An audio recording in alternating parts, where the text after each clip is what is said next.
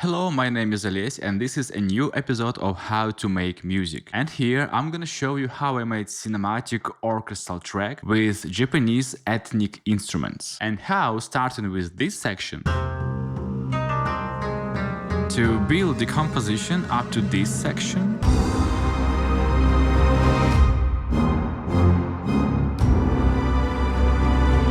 and come to this point in the end.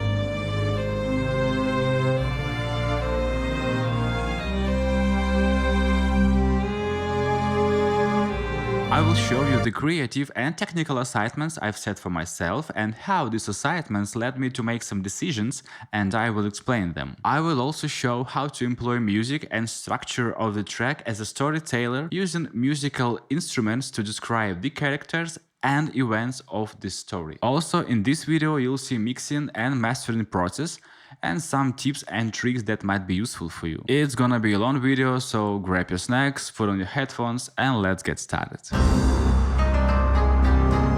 So, why would I make this track in the first place? Recently I played Ghost of Tsushima on PS5 and I liked these Japanese vibes and sounds of this game and music score, and this game made me think that I know nothing about Japanese music or musical scales or instruments. Even though I have some ethnic libraries that come with native instruments complete, I've never used them. So I started researching any information about it, reading about Japanese musical scales and instruments, and as a result I set for myself next assignment: to make a soundtrack in a Hollywood cinematic style using ethnic Japanese instruments. I didn't want it to be totally ethnic, that is not my genre, but I wanted to make something that could be heard in an epic action scene in a video game or movie. So I opened Koto from East Asia Library and started jamming around to find something I'd like to work with. After a few minutes I came up with this melody.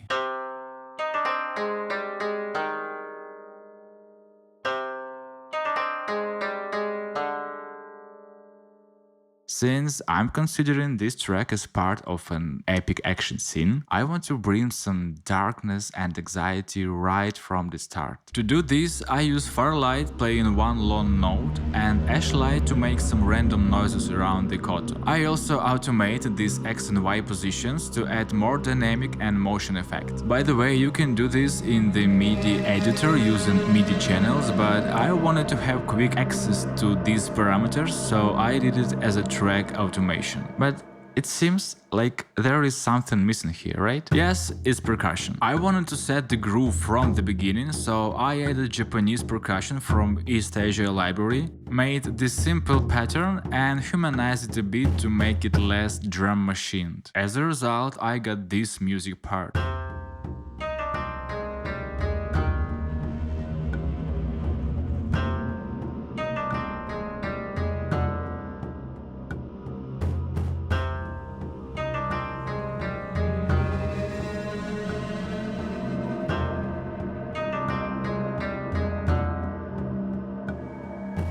Well, that sounds like a good starting point to me, but to continue I need a concept. So I brainstormed different ideas, instruments and music parts, and after a few hours of thinking I came up with this concept. Well, this is gonna be a storyline with the three characters. Samurai, he is a lead role, the antagonist, the bad guy, let's call him, I don't know, Demon, and the princess, the samurai's love. Demon, the bad guy, wants to steal the princess, but Samurai protects her by fighting him back. It's a classic story with a cliched archetype, nothing special, but it helps us create a structure and dynamic of the track. So now this music part that I showed before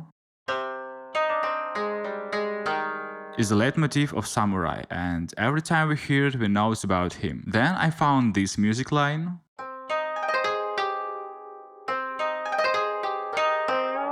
that might show us kind of Samurai's moral core. I mean, how brave and strong he is. And every time we hear this, we know that It's not about him doing something, but about his resolve and courage. Now, let's get back to the project and I show you what am I starting from. By the timeline of this story, I'm assuming that the demon, the bad guy, attacked the princess before the track started. And the princess has already been captured by the demon. She is in some kind of cage or she is tied up or whatever. And the track starts when Samurai shows up. This is what first section tells us. In this section, Samurai gathers all his forces and he's about to attack the demon. So I changed leitmotif here, added more percussion. This is action strike, and this orchestral percussion is from native instruments too. Then I added some choirs. There are choirs from standard Contact library mixed with the mysterious. Then I added brasses and check this out. First, I want to add some tragic vibe. That's why here the melody goes down,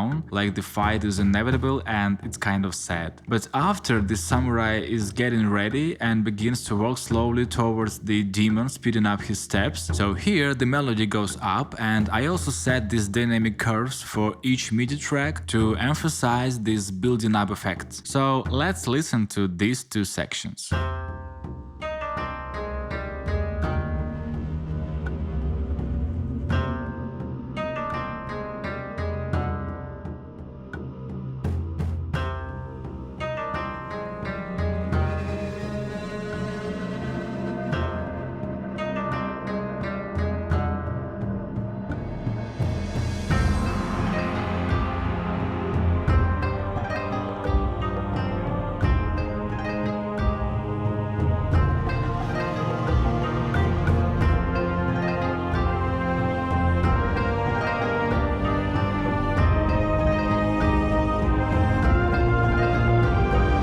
The second part is about the demon, and here I want to describe him, how dangerous and scary he is through music. For this I use low brasses and strings. Like Samurai, the demon also has his own leitmotif and it sounds like that.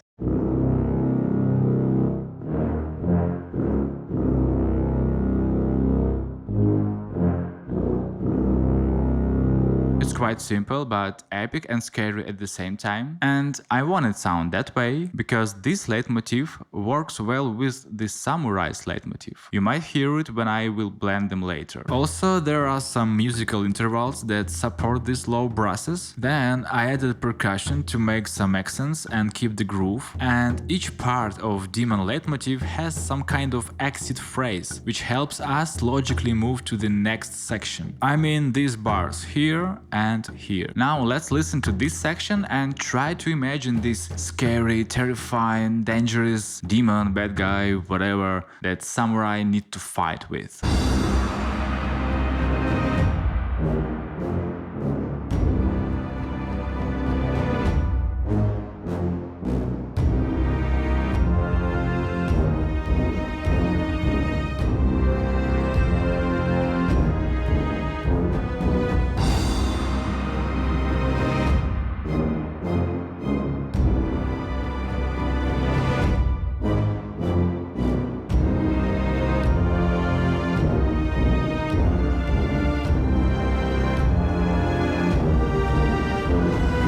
Let me know in the comments what kind of antagonist you imagined, and we're gonna move to the next part. Well, here I wanted to tell more about the princess, and to describe her I want to use something delicate that would show us how beautiful and fragile she is and why she is so valuable to the samurai. And to do this I use Stradivari violin from Native Instruments because it sounds just like a need for this section. And now I want to put this delicate timbre of this violin into the fight context to show that here is fragile princess in the center and there is a cruel fight around her. So I wrote this melody for a violin, I mean princess.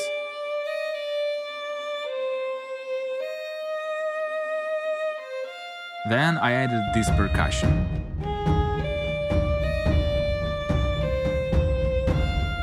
And these brasses.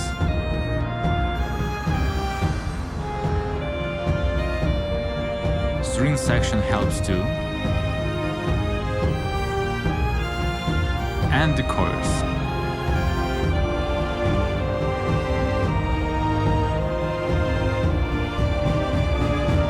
all subjective, but for me, it's pretty epic, beautiful, and romantic all at the same time. But more importantly, this section continues to tell the story and develop the plot. In the next section, I want to show the interaction between samurai and demon by blending their leitmotifs. So here, I play samurai's melody, then demon's low brasses, then koto again, then brasses again, as if they're attacking each other. Let's listen how it sounds.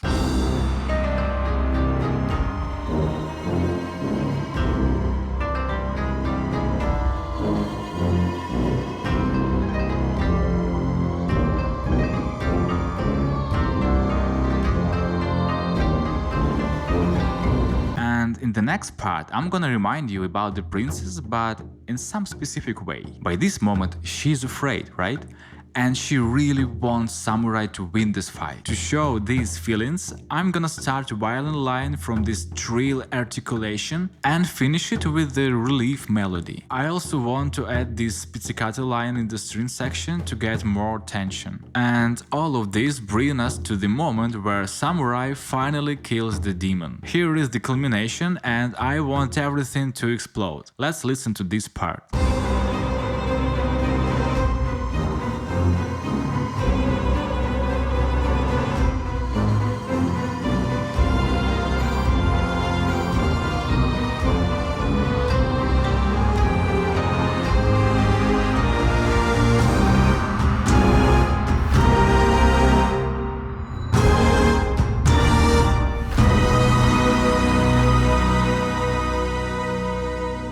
Now the demon is dead and Samurai sets princess free. They are safe, they hug and kiss each other, enjoying their reunion. So I want this part to sound as beautiful and romantic as it possible. It's all about the princess, so the main line is on the violin, and I came up with this melody when I was jamming. I also used the string section to build the harmonic intervals. There is not much to show, so I'm just gonna play this section. And you try to imagine this love between samurai and princess after all this horrible stuff they've been through.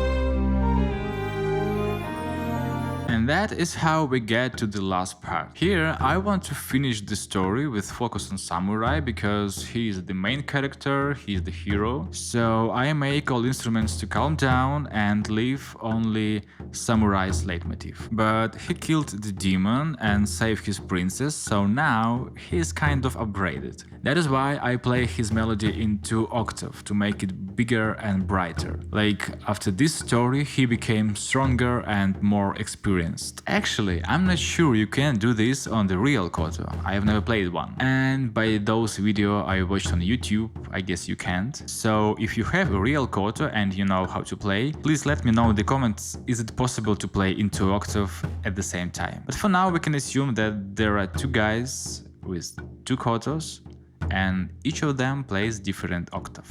Okay. Anyway, let's listen to the last section.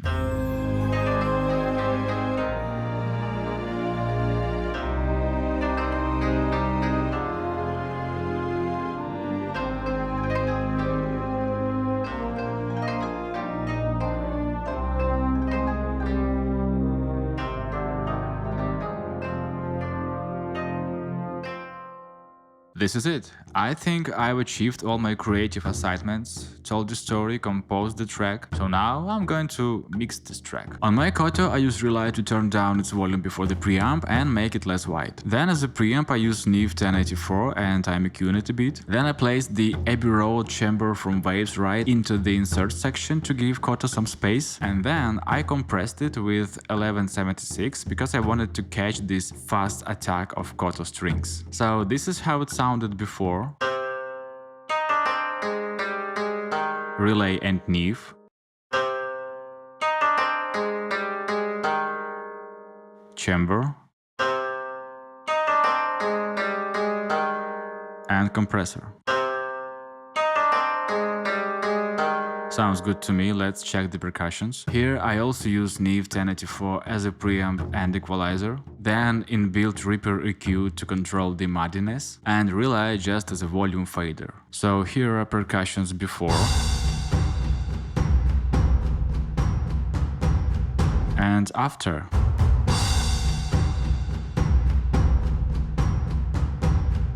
Also, I use True Verb to create a room for percussion. This is how it sounds. And here is percussions with this room.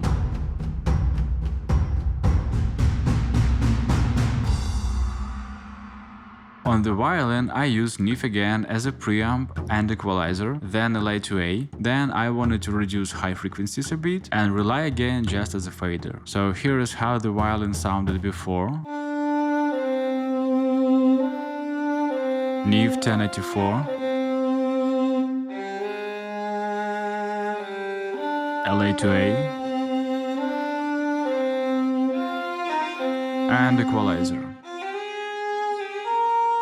The rest of the instruments I mixed section by section, and I did not want to make a lot of changes, so I just cleaned up frequencies that might conflict with koto, violin and percussions. As you can see, there is just a corrective equalizer on each section and that's it. I also use Acoustic Audio Silver as a reverb for the whole mix, and I make it a little wider with S1 from Waves, then I reduce some muddiness, and then I'm EQing it with the Neve style equalizer. And here is how it sounds without all this stuff.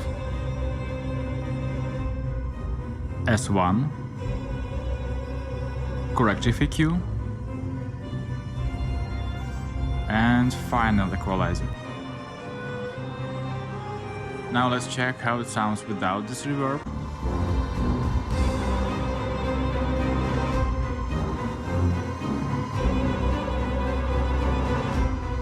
Now I bring it back. Turn off. Turn on.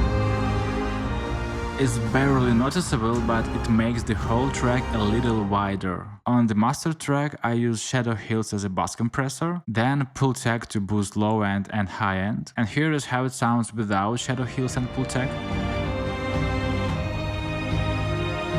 And now I turn them on.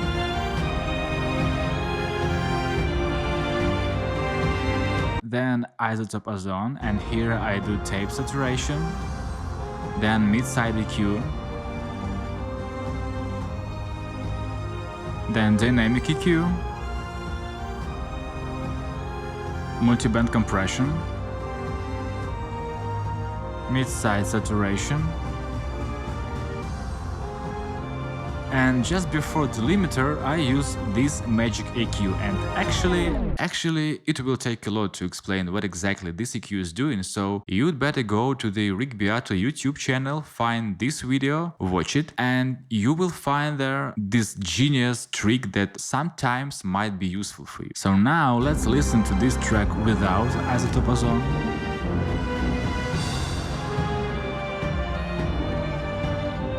And with it.